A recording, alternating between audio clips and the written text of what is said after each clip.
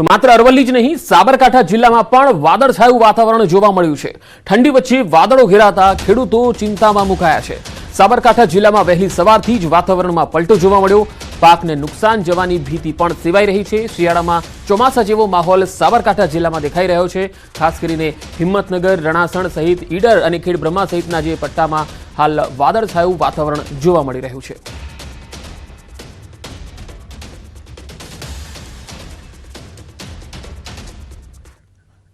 હવામાન વિભાગની આગાહીના પગલે બનાસકાંઠા જિલ્લામાં વાદળછાયું વાતાવરણ સર્જાયું છે, જેના કારણે ઠંડીનો ચમકારો ઘટ્યો છે, પરંતુ ઠંડા પવનો ફૂંકાતા જનજીવન પ્રભાવિત થયું છે।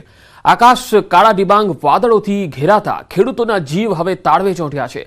રાયડો, ઈસબગુલ, જીરું, બટાકા સહિતના પાકોને નુકસાન થવાની ભીતિ સેવાઈ રહી છે।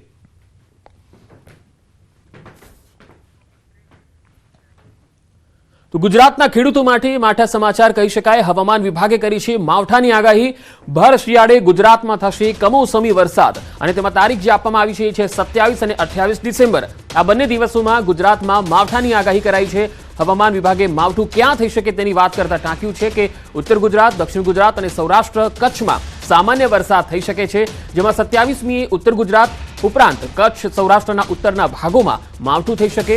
તો 28મીએ ઉત્તર ગુજરાતના બનાસકાંઠા, સાબરકાંઠા, અરવલ્લી, મહીસાગર ઉપરાંત દક્ષિણ ગુજરાતના મધ્યપ્રદેશ સરહદને અડીને આવેલા જિલ્લાઓમાં વરસાદ થઈ શકે।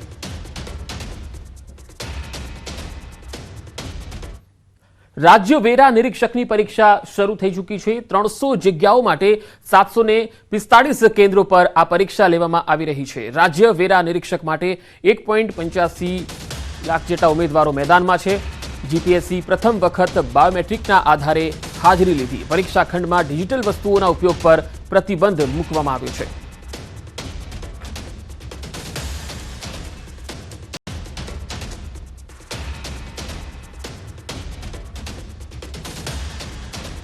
રાજ્યના 1.85 લાખ ઉમેદવારો અત્યારે આ પરીક્ષામાં બેઠા છે। પરીક્ષા ખંડમાં ડિજિટલ વસ્તુઓના ઉપયોગ પર પ્રતિબંધ છે। રાજ્ય વેરા નિરીક્ષકની આ પરીક્ષા શરૂ થઈ ચૂકી છે। સ્ટેટ ટેક્સ ઇન્સ્પેક્ટરની આ પરીક્ષા છે, જેમાં 1.85 લાખ ઉમેદવારો છે। 300 જેટલી જગ્યાઓ માટે આ પરીક્ષા લેવામાં આવી રહી છે। દ્વારકા જામનગર હાઈવે પર બાળકી મળી આવી છે। બરડિયા ગામ નજીક અવાવરૂ જગ્યા પરથી એક બાળકી મળી આવી। આ બાળકીનો અવાજ સાંભળતા લોકોએ પોલીસને જાણકારી આપી। દ્વારકા પોલીસ દ્વારા બાળકીને સરકારી હોસ્પિટલ લઈ જવામાં આવી। અંદાજે 3 થી 4 માસની બાળકીને કોઈએ અવાવરૂ જગ્યાએ છોડી દીધી। કોના દ્વારા નવજાત બાળકીનો ત્યાગ કરાયો તેની શોધખોળ પોલીસ કરી રહી છે।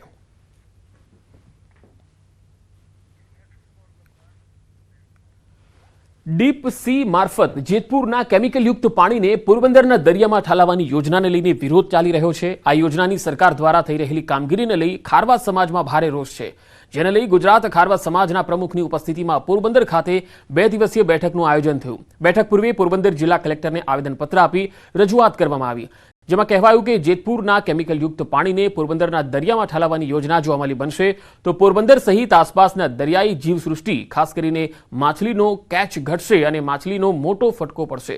આ યોજના રદ કરવાને લઈને ખારવા સમાજ આકરા પાણીએ દેખાઈ રહ્યો છે। આગામી સમયમાં આ મામલે કેવા પગલાં લેવા તેને લઈને ચર્ચા વિચારણા થઈ।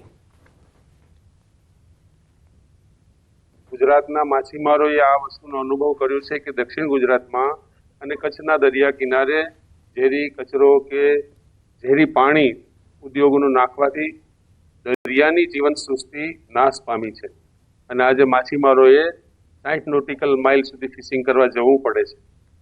ગુજરાતના 3.5 લાખ માછીમાર ભાઈઓ સીધી રોજગારી સાથે જોડાયેલા છે, એને આની બહુ માઠી અસર થઈ છે। આજે કલેક્ટર સાહેબને અમે આખા ગુજરાતના મુખ્ય આગેવાનો બધા ભેગા થઈ અને જેતપુર જે પાણી સારી ઉદ્યોગનું શુદ્ધ કરેલું ગંદુ પાણી દરિયામાં આખા ગુજરાતમાં ઠલાવવાની પણ યોજના છે સરકારની, તો એના માટેનું એક આવેદન દેવા આવ્યા હતા અને મુખ્ય પ્રમુખોની સાથે આજે કલેક્ટર સાહેબે પણ એમને આશ્વાસન આપ્યું છે કે અમે તમારી આ વાત ધ્યાનમાં લઈ અને સરકારમાં આપણે રજૂઆત કરશે। જે નાના માછીમાર છે લાખોની સંખ્યામાં, એને મચ્છી જ નથી આવતી જે પિલાણી વાળા છે, તો આજે આ જેતપુરનો પ્લાન પડશે અહીંયા સીધી લાઈન થઈને ખેડૂતોના ખેતરોમાંથી લાઈન કાઢીને દરિયામાં નાખવાના છે। તો તમે ખાલી દરિયાનું તમને વિચાર કરો કે 7 પ્લાન્ટ આવી અલગ છે, તો આ 400 ઉપર પ્લાન્ટ છે, તો એ લાઈનનું કેમિકલ ડાયરેક્ટ પાણી છોડશે દરિયામાં, તો તમે વિચાર કરો આ 1600 કિલોમીટરનો દરિયો શું રહેશે। સુરેન્દ્રનગરના થાન વગડિયા રોડ પર ઓવરબ્રિજની કામગીરી દરમિયાન ગેસની લાઇન તૂટી હતી, જેને લઈ 20થી વધુ સિરામિક ફેક્ટરીમાં ગેસ સપ્લાય બંધ રહેતા હાલાકી સર્જાઈ। ઓવરબ્રિજ બનાવવાની કામગીરી દરમિયાન અવારનવાર ગેસ લાઇન તૂટી જતા સિરામિક ઉદ્યોગકારોને મુશ્કેલી પડી રહી છે। રોષે ભરાયેલા સિરામિક ઉદ્યોગકારોએ થાન પોલીસ મથકે રજૂઆત કરી ગેસ લાઇન તોડતા શખ્સો સામે કાર્યવાહીની માંગ કરી છે। અવારનવાર ગેસ લાઇન તૂટતા ગેસ સપ્લાય બંધ રહેતા સિરામિક ઉદ્યોગમાં શટડાઉન જેવી સ્થિતિ સર્જાય છે। લાખો રૂપિયાનું નુકસાન પણ થાય છે એવો આક્ષેપ થઈ રહ્યો છે। મહેસાણા અમદાવાદ હાઈવે ઉપર મેવડ ટોલ નાકા ઉપર ટ્રાન્સપોર્ટ માલિકો વિરોધ કરવા એકત્ર થયા। મહેસાણા અમદાવાદ હાઈવે પર તેની નિયત રકમથી અનેક ગણા કરોડો રૂપિયા ટોલ ટેક્સ ઉઘરાવવામાં આવી રહ્યો છે। તેમ છતાં ટોલ ટેક્સ ઉઘરાવવાનું હાલમાં પણ ચાલુ હોવાથી ટ્રાન્સપોર્ટ માલિકોએ અલગ રીતે વિરોધ કરવાનું શરૂ કર્યું। કોઈપણ પ્રકારના ઘર્ષણ અને જલદ વિરોધના બદલે ટ્રાન્સપોર્ટ માલિકોએ ટોલ હાઈવેના બદલે વૈકલ્પિક સમાંતર રોડ ઉપર ટ્રાન્સપોર્ટના માલિકોએ વાહનો દોડાવવાનું શરૂ કરી દીધું છે।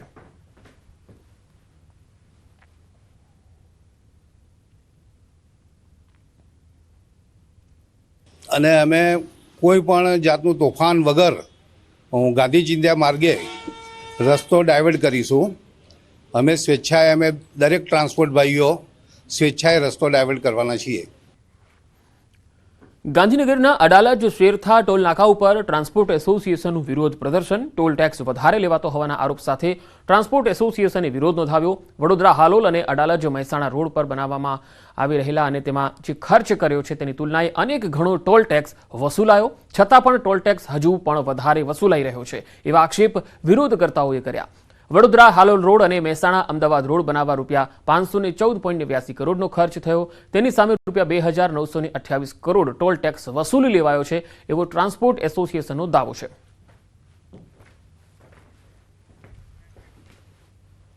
અમદાવાદ સિવિલ હોસ્પિટલના એમ્બ્યુલન્સ ડ્રાઈવરોનો વિરોધ। 20 વર્ષથી નોકરી કરતા ડ્રાઈવરોને છૂટા કરવાના નિર્ણય સામે રોષ જોવા મળ્યો।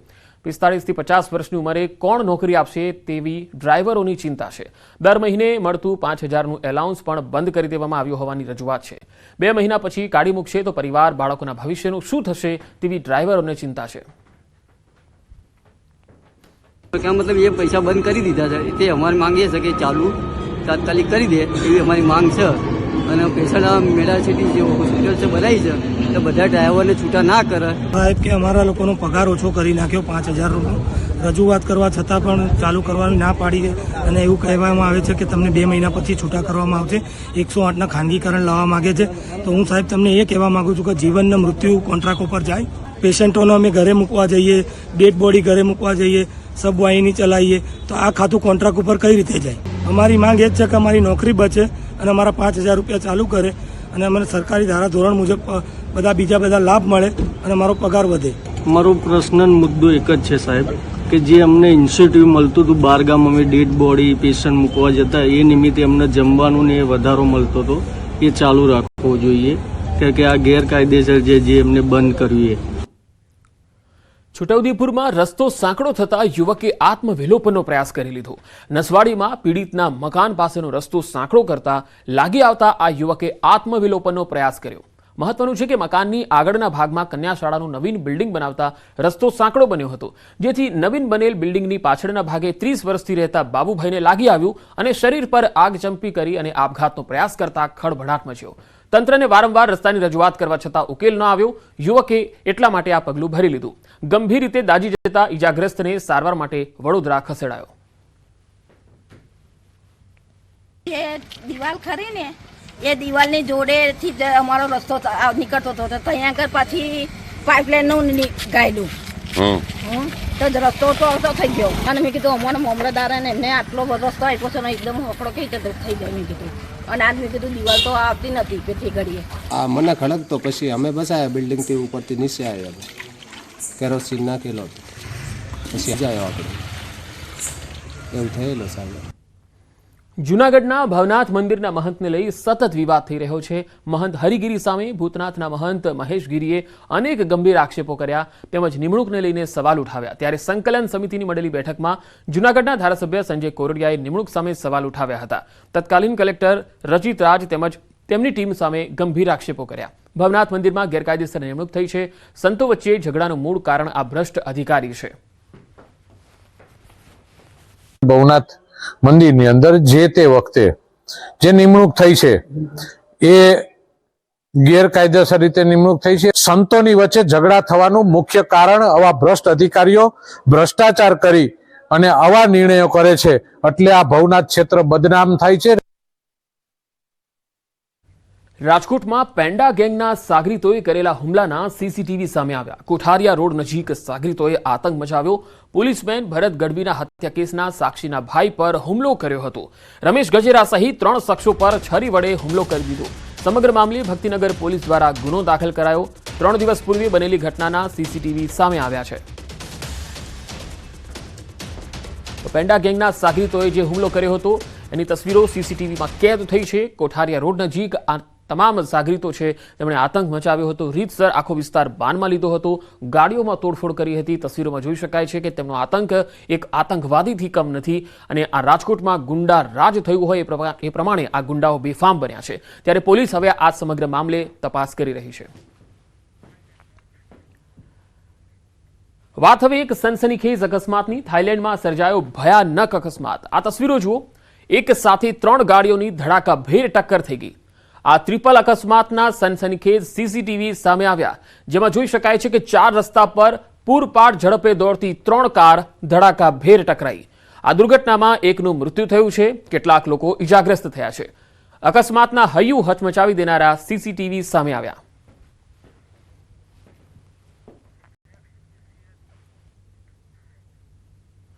શાળા આરોગ્ય રાષ્ટ્રીય બાળ સ્વાસ્થ્ય કાર્યક્રમ અંતર્ગત પંચમહાલમાં બાળકોનું સ્ક્રીનિંગ કરવામાં આવ્યું.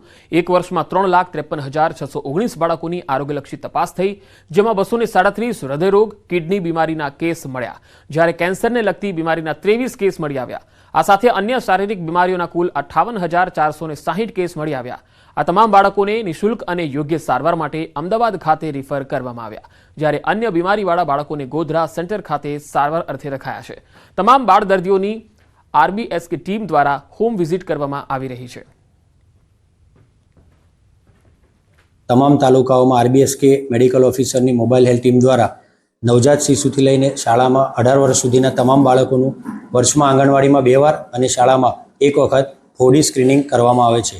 આ સ્ક્રીનિંગ દરમિયાન જે ફોડીની ખામી મળી આવેલા બાળકોમાં મુખ્યત્વે જોવા જઈએ તો હૃદયના નવા બાળકો 257 મળેલ છે, કિડનીની તકલીફવાળા 43 બાળકો અને કેન્સરની ખામીવાળા 23 બાળકો નવા સ્ક્રીનિંગ કરેલ છે. આ જે ગંભીર બીમારીવાળા બાળકોને સુપર સ્પેશિયાલિટી સારવાર માટે અમદાવાદ ખાતે રેફરલ કરેલ છે અને એ બાળકોનું ટીમ દ્વારા ઘરે જઈને ફોલોઅપ નિયમિત રીતે લેવામાં આવે છે. પ્રધાનમંત્રી નરેન્દ્ર મોદીએ આગામી વર્ષ 2025 સુધીમાં ટીબી હારેગા દેશ જીતેગા ઝુંબેશ અંતર્ગત ટીબી રોગ નિર્મૂલન કરવા માટે આહવાન કર્યું, જેના ભાગરૂપે એક્સરે વાનને લીલી ઝંડી આપી પ્રસ્થાન કરાવી. આ એક્સરે વાન ભાવનગર જિલ્લાના તમામ તાલુકાઓના ગામોમાં જઈ નિક્ષય શિબિરનું આયોજન કરશે. એક્સરે મોબાઈલ વાન થકી શંકાસ્પદ દર્દીઓ અને છેલ્લા 5 વર્ષમાં દવા લીધેલ ટીબીના દર્દીઓના કુટુંબીજનો, 60 વર્ષથી વધુ વય ધરાવતા લોકો, ડાયાબિટીસ, આલ્કોહોલ તથા તમાકુ સેવન કરતા લોકો જેવા અનેક લોકોમાં ટીબીના શંકાસ્પદ લક્ષણો મુજબ એક્સરે કરીને ટીબીના રોગને અટકાવવાની કામગીરી કરવામાં આવશે. 100 દિવસ ટીબી કેમ્પેઇન થકી ટીબીના તમામ કેસોને વહેલાસર શોધી તેમને સારવાર પર મૂકી સંક્રમણની કડીને તોડી શકાશે. એમાં મુખ્ય આધાર એક્સરે ઉપર છે. દરેક ગામોમાંથી જે લોકોને એક્સરે કરવાના થતા હોય એ લોકોને દવાખાના સુધી આવવું ના પડે એટલા માટે અમે લોકો જિલ્લા વહીવટી તંત્ર હનુમંત હોસ્પિટલના સહયોગથી એક મોબાઈલ એક્સરે મશીન વાન સાથે એમ્બ્યુલન્સ સાથેની વ્યવસ્થા કરી છે, જે પહેલા દિવસે ભાવનગર ખાતે, ત્રાપજ પીએસસી ખાતે અને પછી મહુવા તાલુકાના જુદા જુદા કેન્દ્રો ઉપર જઈને એક્સરેની કામગીરી કરી રહ્યા છે. આગળ વધુ સમાચારો પર નજર કરીશું. હાલ રોકાઈશું એક બ્રેક માટે.